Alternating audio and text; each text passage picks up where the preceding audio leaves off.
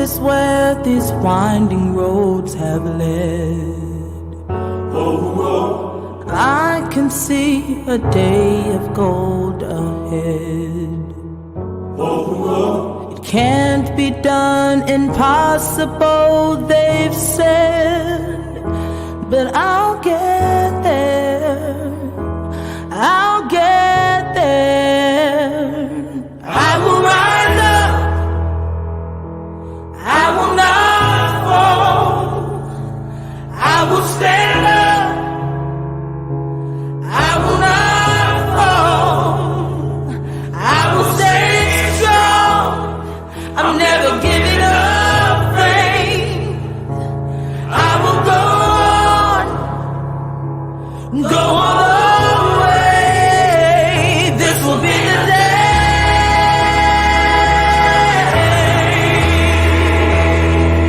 This will be the day.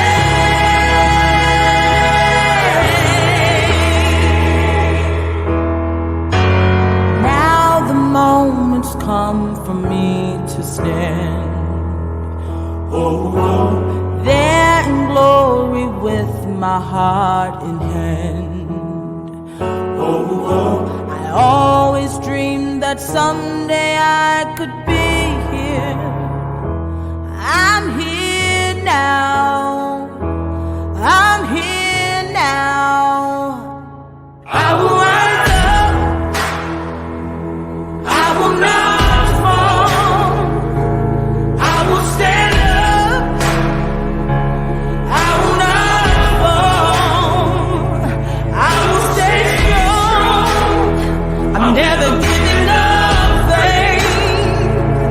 I will go on the way. This will be the day.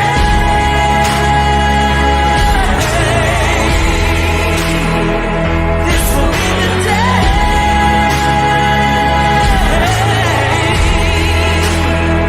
This will be the day.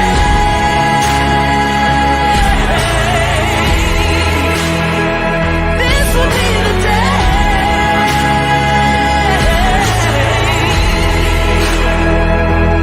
I will rise up. I will not fall. I will stand up. I will not fall. I will stay strong, never giving up faith. I will go all the way. This will be the day.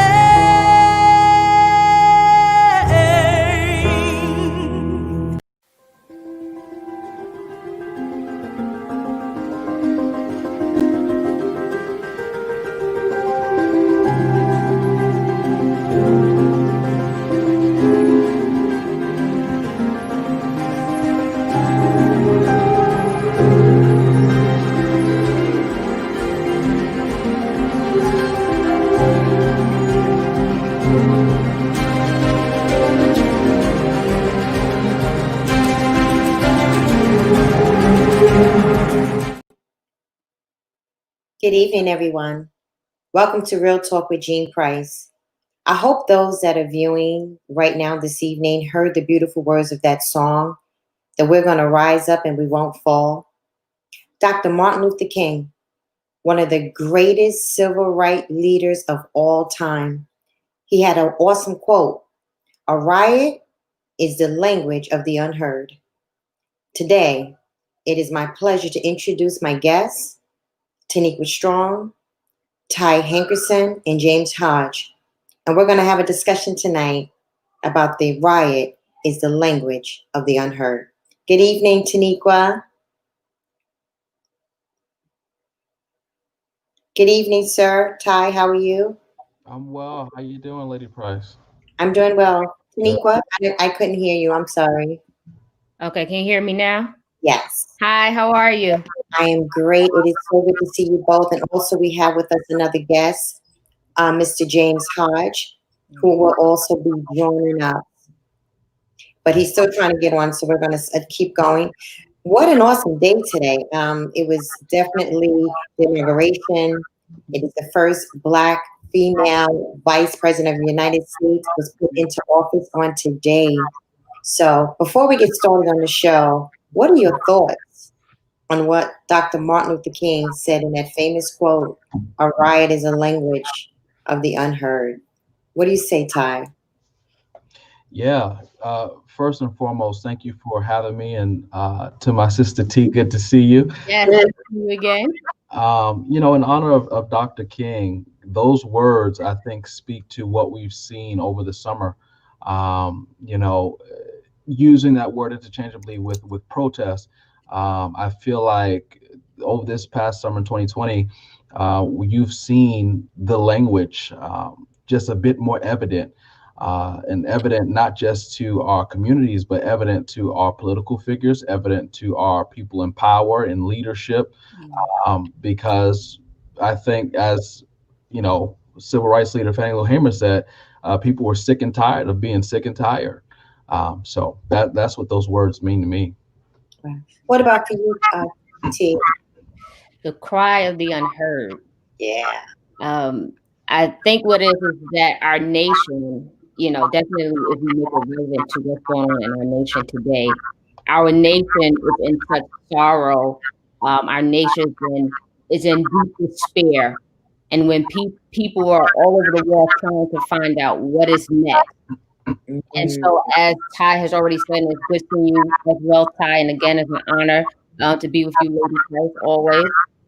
But also, when you look at what happened in the summertime, it really gave the view of the hearts of people, and where it just really came to surface what people really was dealing with all throughout this time. But once the George Floyd incident happened, it was one of those things where, okay, now we can release it.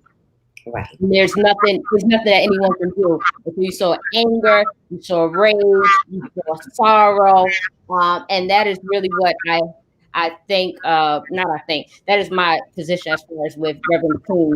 As far as if he was here today, I can only imagine what he'd be doing right now. Yeah, that's interesting that you said that, because I'm a visual person, and I imagine if he was here today, you're right. Would he be saying? What would he be doing? It is definitely, the word that comes to mind is uncertain. The times are still uncertain. Even after what happened to Mr. Floyd, it's just still uncertain. We all saw what happened at the Capitol. I mean, it was just a huge, somebody wrote it was an evolution, and how it made the United States look so bad. And to me, it just added on top of everything that's going on, what we're dealing with in our culture.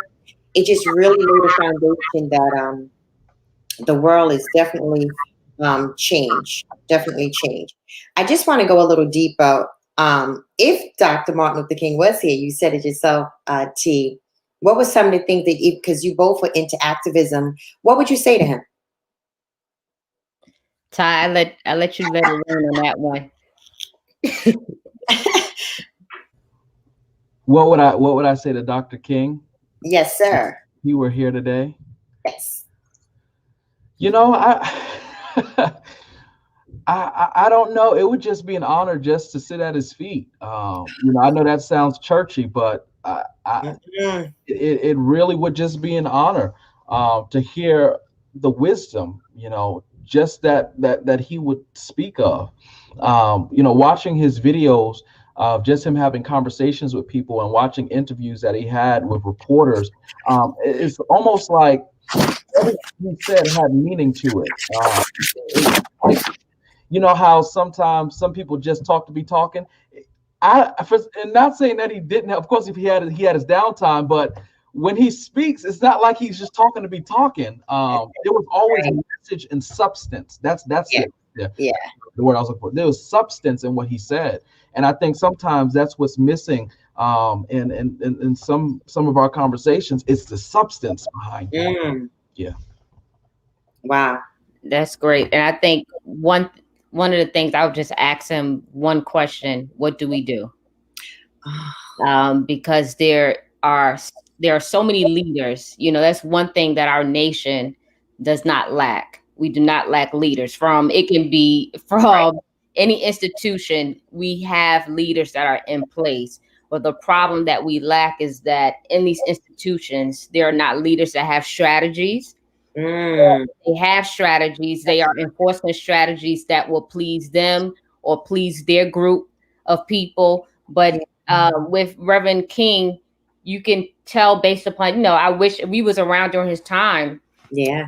Just the different messages, as Ty said, it was of substance, and he spoke to what was going on during that time. He spoke to the systemic racism. He spoke to the powers that be, and he had no problems with addressing the issue at hand.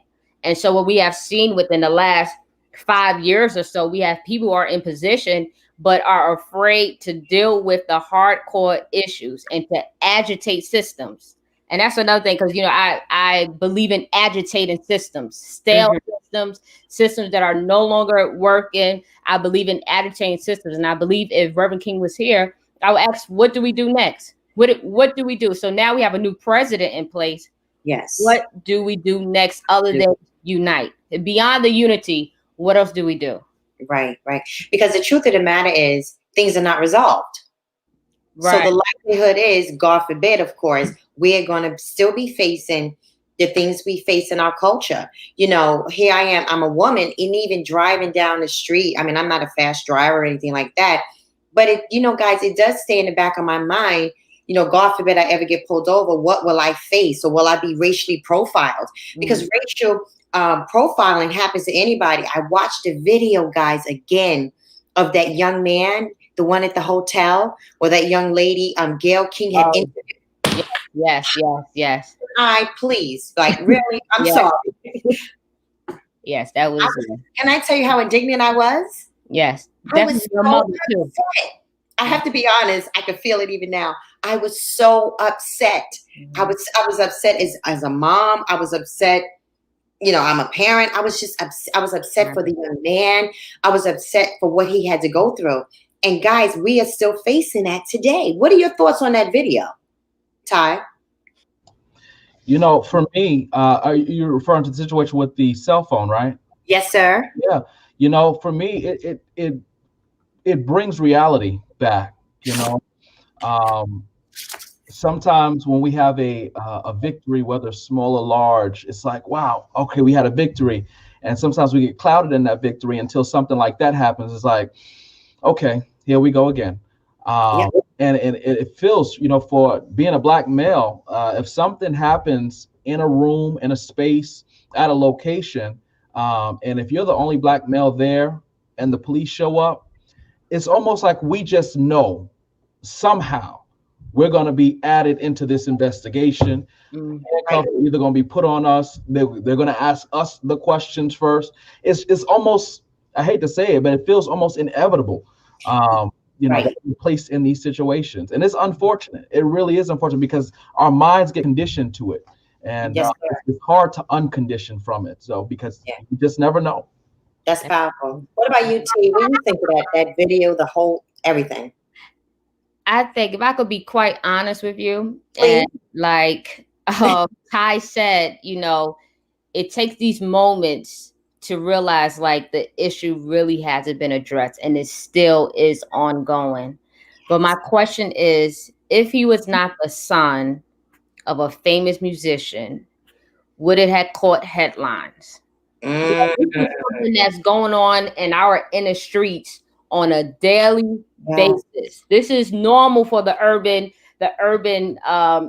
community. This is normal. So what do you say to our boys that, because it's still somewhat in style, but definitely like the previous past 3 years, everyone was wearing Ferragamo belts. They was just wearing Ferragamo's belts to their proms. All the children was wearing Ferragamo's belt. I don't know what it was, but it just came like this surge of Ferragamo's belt, and they was loving it. But you had our children walking to Ferragamo's store. Then you had people who look at them like, "Why are you here?" Because of the color of their skin. So why wasn't that brought to the table? Why wasn't it brought to the table when our children, our sons, our brown and black boys was walking to Ferragamo's, walk to Saks Fifth Avenue, and people look at them and say, well, can you afford this? but it took someone of a certain class. It took someone that was famous to catch the attention of the entire world. Wow. So Wow. which says that there's still some form of biases to it across the board. Because if you were just a regular kid that was at the hotel, it went left. I don't even think that I forgot her name, but I don't even think the Caucasian woman, I don't think she would even been charged anything. It just went, okay, it happened, let's move on. But it took someone of a prestige to catch our attention. And the problem is that it's not happening to them all the time. Right. One of our viewing audience, Layla Barnes, chimed in, and the question was asked, what would you say to Dr. King? And she said, she would say, I haven't given up hope. And it's something to what you both are saying tonight with these things that are going on in our communities, in our climate.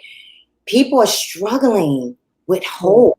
True. They're struggling with, still holding on. They're struggling with still believing that change can come. How much more is it going to cost us as a Black culture until, something really does happen? Even though I know we just had inauguration, I get it. But some people are really facing, guys, the fact of there might not be anything else, or they're giving up hope. And I'm glad Layla shared with us that she would say to Dr. King, I haven't given up. And thank you for not giving up, Layla, because we haven't given up either. But we want, we're sharing the thoughts of what some people might be feeling. But let's talk about community for a second. What are some of the things, how this is affecting your communities? Now, I'm out in Long Island, and I don't see a lot that goes on out here. Not that it isn't anything going on out here. I just don't see it. So I'm just curious what's going on in your communities. Ty? When you say that, you mean in regard to what exactly? The civil climate, how your community is being affected by everything that's going on. Because I know the last show we kind of talked about, Mr. Floyd and everything that happened. Has it changed for you guys? Has it gotten better?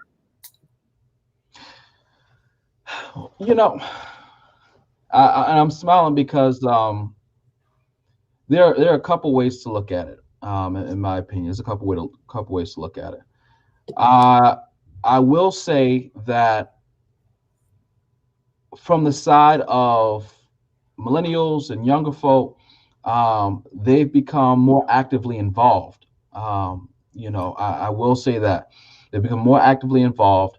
I think we've seen that in this past election in regard to voting, and that is amazing. It's absolutely amazing, because that means that people are getting an understanding of their powers and their authorities as citizens.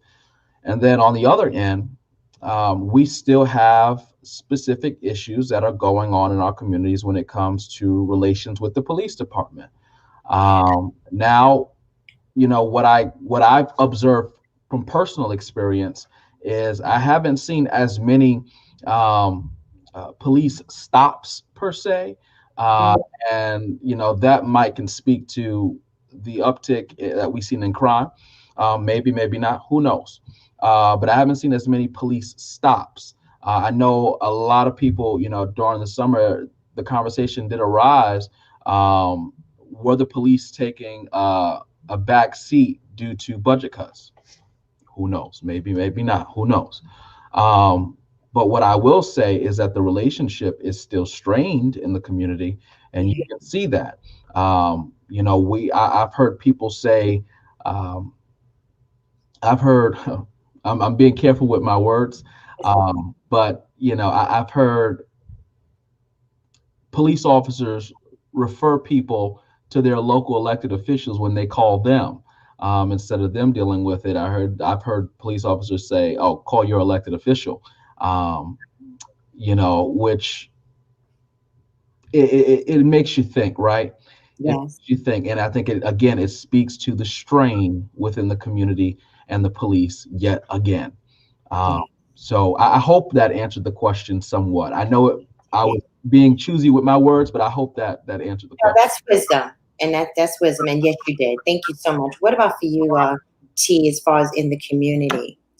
I must agree with Ty. I don't see it too much as far as the stop and frisk.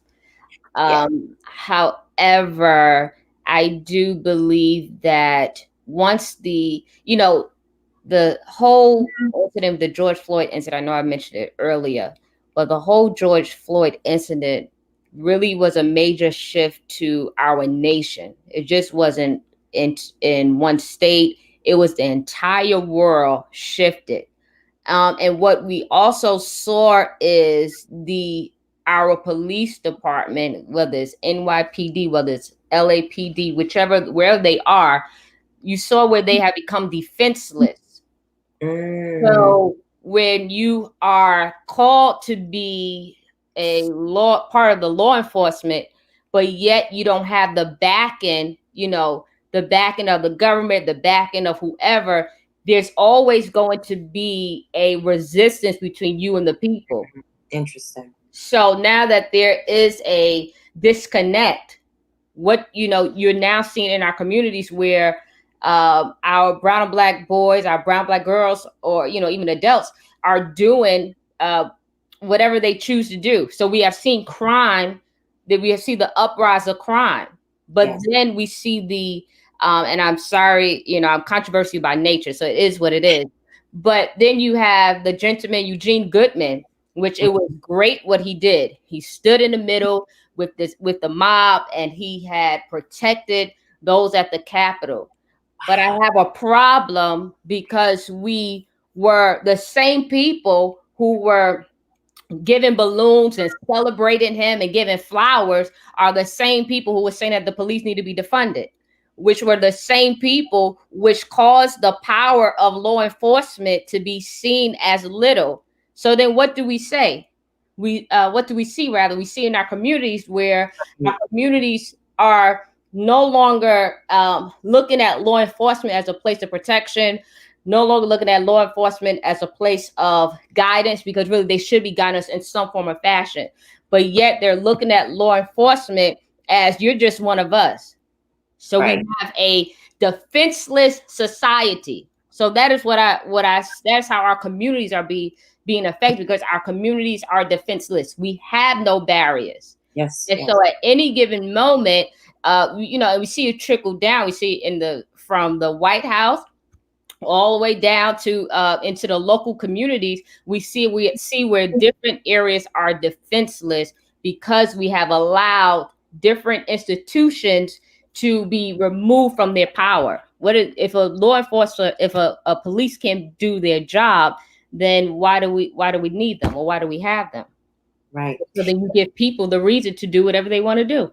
Right. Interesting. We kind of touched a little bit, guys, on leadership. And I just want to go back for a minute and kind of get your thoughts on how you do feel about the fact we have our first African-American vice president of the United States. How do you feel about that? Do you feel that she'll have some, be able to kind of change some things? Will she have some kind of influence? Let me give you an example. My husband came home the other day and he was sharing with me something that happened at our office, and we hired a new employee, and the employee made a statement to someone else that works for us and said, "You people." Mm-mm. And I said, in a culture like today, people have to be so careful with their words, because it ignites something. So do you think with leadership, and now that we do have our first African-American vice president, will be change? Go ahead. Anyone you can jump in. All right, I'm gonna pick on Ty. See, I see pick on Ty first. Well, so firstly, I think that today was a huge accomplishment for the country. Period. Historically speaking, we have never ever seen a female vice president.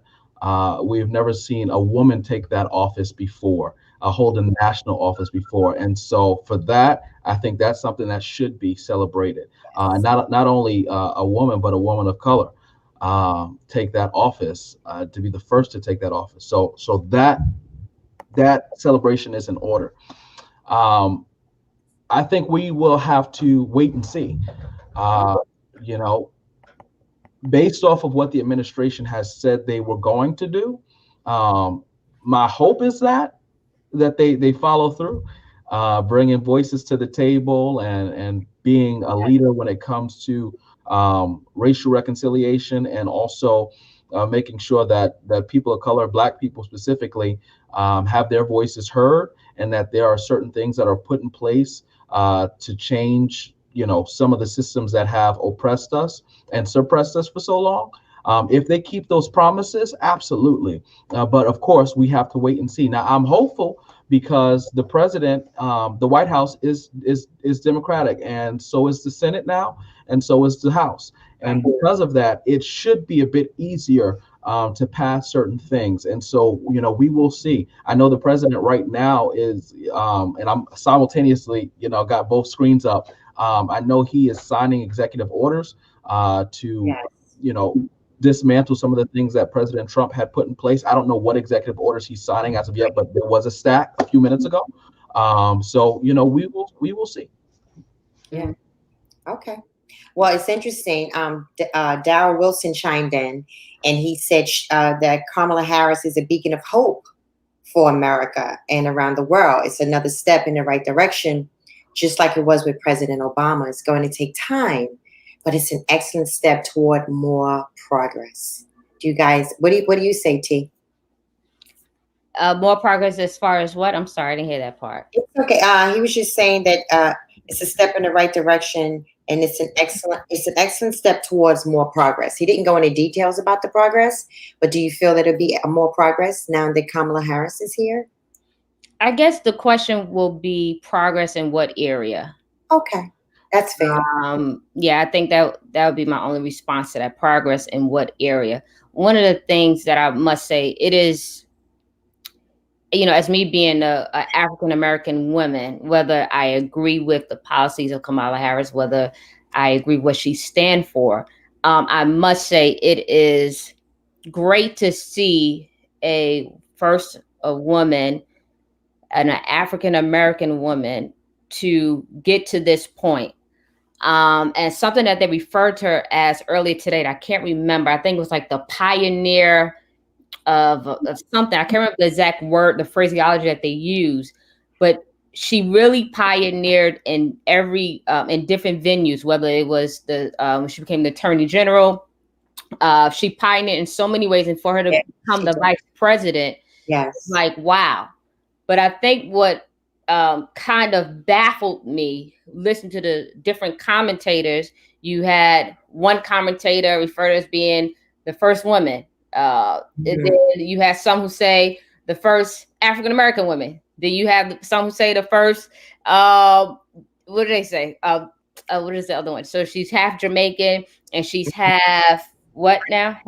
There's Asian American. Then they call it the first Asian. So it's like no one really gives her the props too much as her being the first African-American woman. Like, they rather call it everything else versus the first African-American woman. Right. But I think what it is where I say, when he asked that question about the progress, then are we really going to, do they really see her as being an African-American woman that's going to really bring about a change in our nation? Or do they see her as just being a woman? And, some may look at it differently, but I just realized, just me looking at it from my point of view, are they going to, as an African-American woman, for her to get to the point of where she's as a vice president? It speaks volumes to me. Right. As we're going to take a commercial break, and I have to tell you, I'm really enjoying my conversation tonight with my guests.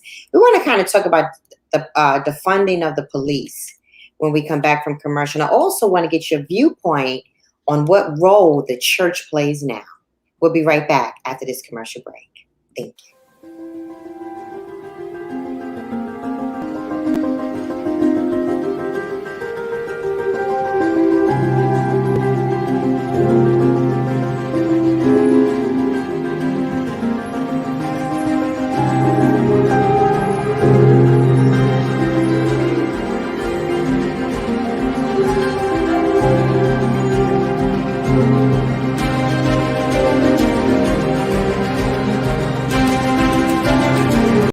Have you been enjoying the show? Make sure you comment and like. Tell us what you want to talk about. It might be featured on the next Real Talk with Jean Price.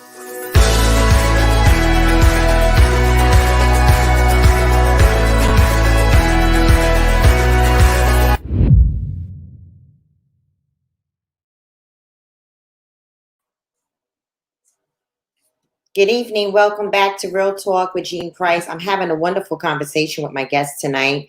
We are talking about the riot is the language of the unheard. I have with me Tanika Strong, Ty Hankerson.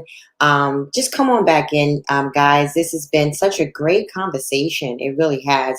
Bringing light to an uncertain world, bringing your thoughts, sharing what you feel about everything that's going on. And I love the fact that both of you have such great perspectives. If I can say that, thank you so much for your perspectives. I value that. I really do. But before we went to commercial break, I mentioned about the defunding of the police. What are your thoughts on that? Because so much has happened, and one of the guests, Daryl, had chimed in and said maybe some of the things have kind of gone down a little bit because there's no activities. It's been like a slowdown. What do you think?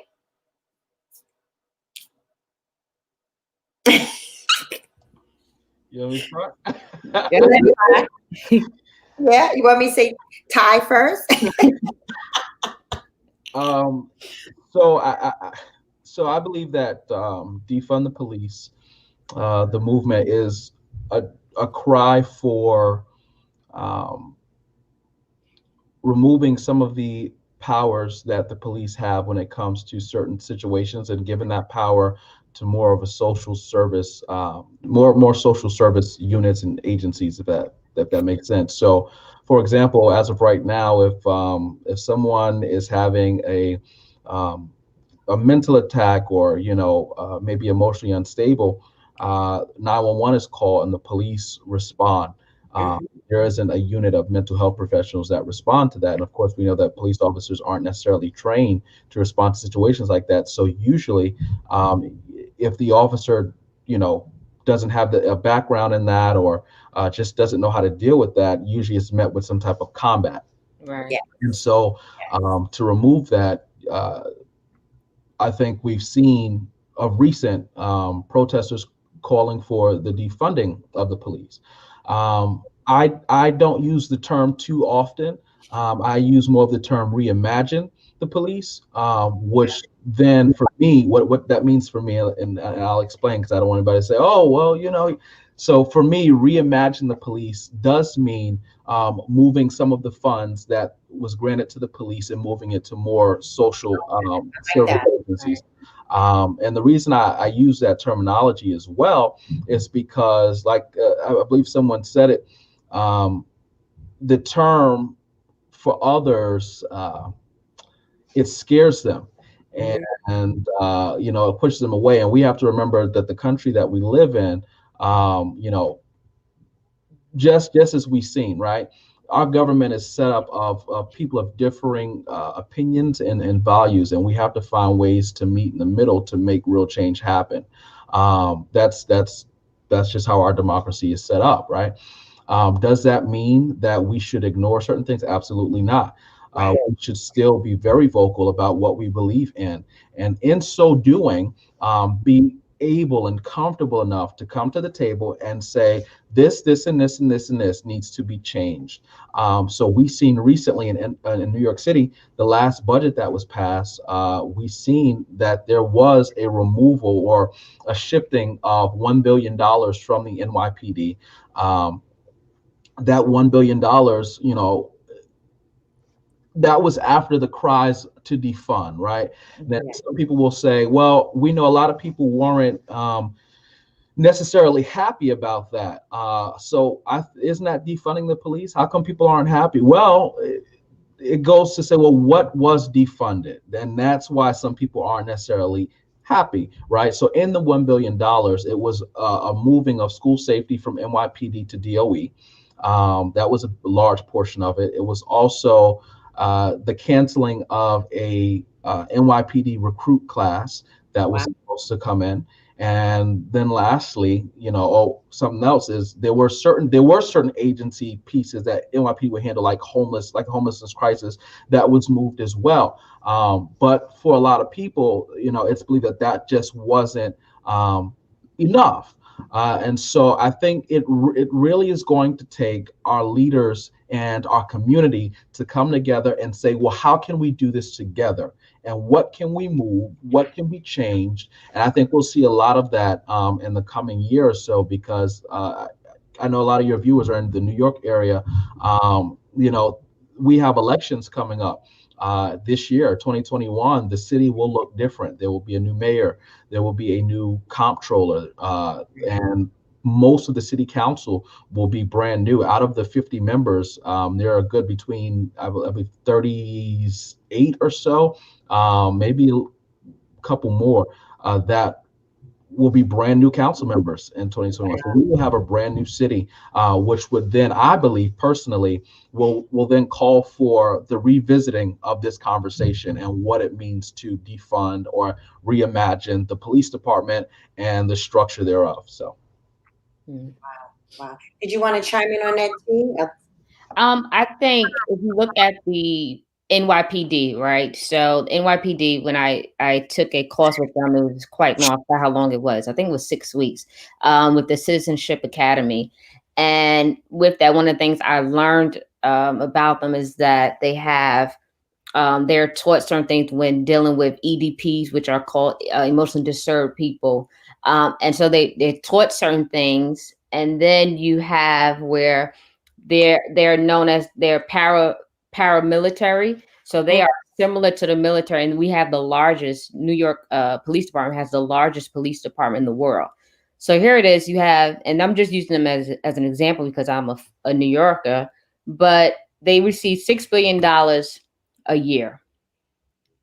Meanwhile, you have youth organizations, you have church organizations, you have organizations for the elderly, you have organizations for autistic children, organizations for sign language, these different organizations that are needed in our communities. And yet they have an issue with even being able to get $1,000. So there's a problem in the sense of, yes, I like how Ty introduced it as far as reimagining. I like that. Yeah. Because I'm not fully for defunding them completely, because yes, they do need proper funding to carry out what needs to be carried out. However, I do feel that there's a percentage that they don't have to. I don't really think $6 billion is needed. I believe that is some of it is going to many people to their salaries. I think more than anything, it's going to salaries more than actually doing the job of a police officer. So when it comes to defunding police, I'm not really completely for defunding police. However, I am for that they should receive funding. But yes, some of their funding should be removed to help organizations that does not have the same resources as the police department. Wow, that's good. I'm telling you, this is good. This is so good. I want to go back to the quote that Dr. Martin Luther King stated, "A riot is the language of the unheard." It's amazing how, as when I think about that quote, I think about something that's getting ready to explode or implode. And if we don't get heard, or if something doesn't happen, we're going to find ourselves right back where we were before. And the reason I say that is because that's what happens to victims when they've been sexually abused or whatever the case may be. They wind up holding everything in. And somebody that holds everything in has to get it out. Right. From even a church perspective, millennials voted. You guys stated it. Somebody stated it. Millennials got out there. They voted. What can we do with our youth? What can we do different? Because I really do feel we have a responsibility. We really have this responsibility to, educate our youth, to get out there, to, teach them the way we need to teach them so that we can be heard, according to what Dr. Martin Luther King said. What's your thoughts on that, T? I think really, ultimately, as I always say, with the years I've been doing youth ministry, I think 15 years now, 15 or 17 years of doing youth ministry. Wow. One of the things that I have learned is that you have to meet them where they are. That's good. And in order to engage, as I often tell people, you think the millennial generation is something. You have never seen a generation like the Gen Zs. I don't know if Ty. I don't think Ty is a Gen Z, but you have the Gen Zs is a whole nother breed. At the edge. Okay. The Gen Zs is another breed, and then after Gen Zs, you have the alphas, which the alphas are the offspring of the millennials, which means that if you look at the drive of the millennials, and millennials, we counterculture everything. It doesn't matter what it is, whatever institution it is, we're going to counterculture it. I really believe if these institutions will learn how to merge the generations together with what they're doing, is going to help really bring about a change that they're really they're trying to bring a change, but you can't bring a change with stale water. You get what I'm saying? That's like, if you keep on using old water, eventually it's going to stink. Need that new water to come through. And I think that's what's not, I think I know that's what's going to help really help our nation, is bringing this new breed of people merging with the previous generations to really help bring about that change.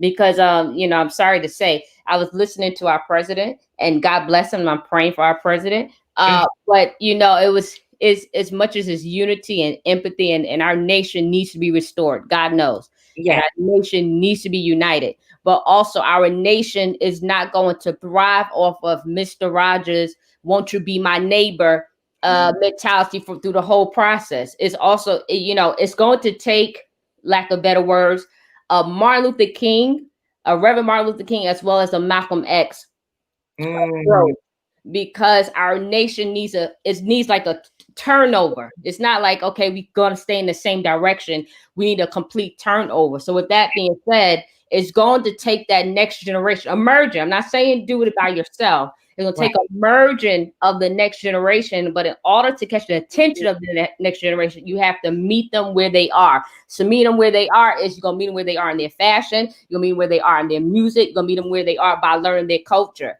And so I think if you take the time to engage in the culture of these generations, and pending if you're in the church, you're not going to compromise with their generation.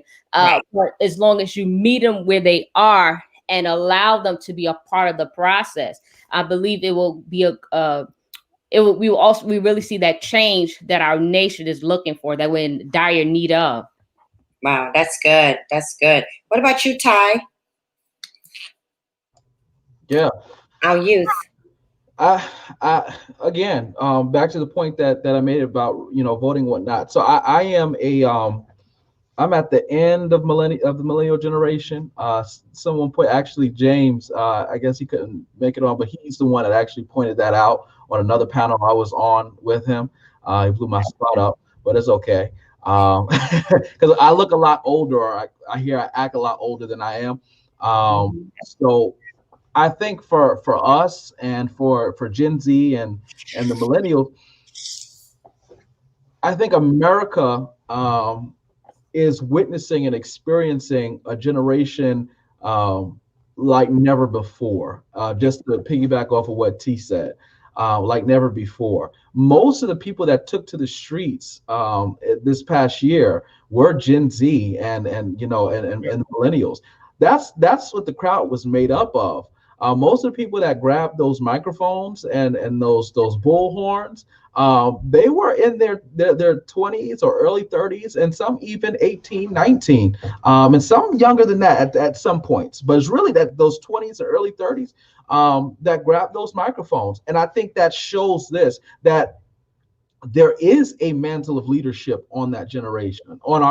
I keep saying that, on our generation, right? There is a mantle of leadership there. I think it really is incumbent upon those that are older to recognize that and not push them off because they're different. I think sometimes because we're a little different, people push us away. Different how? Like T said, we dress different, we talk a little different, we may act a little different. Our generation is not the wait your turn generation. It's I'm going to make my turn generation. And so I think a lot of the times that's scary for those that are maybe a bit older from another generation, because generations prior to us, it was very, wait your turn. This is the steps. You do this first, you do this first, and then you go that way. But this generation is like, no, I don't think I'm gonna go that way. way like that. I think I'm gonna do it this way. And don't get me wrong, in so doing, at times there are some trips and some bumps. Of course, that happens to everybody. But at least I say this to those who may be older. At least hear us out. Don't push us away, because the only way we can win the battle is when the fathers and the sons, the mothers and the daughters work together. That's what I have to say in regard to that. Wow. That's powerful. This to me has been such a great show, because I love when we can come back and talk about those things that are affecting us. You know, I have grandchildren. I have almost going to be 14-year-old grandson, and he's going to be coming up to what you're saying, Paul, and working with you like say what he does. And I want him to have that knowledge of what you're saying, so that he's well prepared. And I think that's my heart's passion about how young people being prepared to face this world, and they're already facing it, when they go to school. And so I'm just so grateful to have both of you on my show. We had a third guest that was going to join us, but we'll get him back on at another time. But I'm grateful for the two of you. I want to encourage you, keep doing what you're doing. Keep doing what you're doing. And I'm so glad Real Talk is here, that you can have a platform. And I know you have other platforms, but one of the platforms that you can come to and people can hear your voice. And that's what, like Dr. King said, the wide is the language of the unheard. But tonight, we heard you. Tonight, we heard you. And from me, I'm a baby boomer, so I'm way over the other side. So I want to say to the two of you, I commend your work that you do. Keep doing what you're doing. If at any moment we can get together as leaders, as pastors, as co-pastors, as leaders in business, if we can get behind you in any kind of way, please let us know. And I'm pretty sure our viewing audience would agree with that. We want to support what you're doing. So tonight, to my viewing audience, we want to thank you for joining us on Real Talk. Such a great discussion with Tanika Strong and Ty Henderson. We were talking about a riot is the language of the unheard, quoted by the famous civil rights leader, Dr. Martin Luther King. And Dr. Martin Luther King said in his speech, "Free at last, free at last. Thank God Almighty, we're free at last. We will get there one day." Have a good night, and thank you for joining me on Real Talk. Bye-bye. Thank you. Thank you.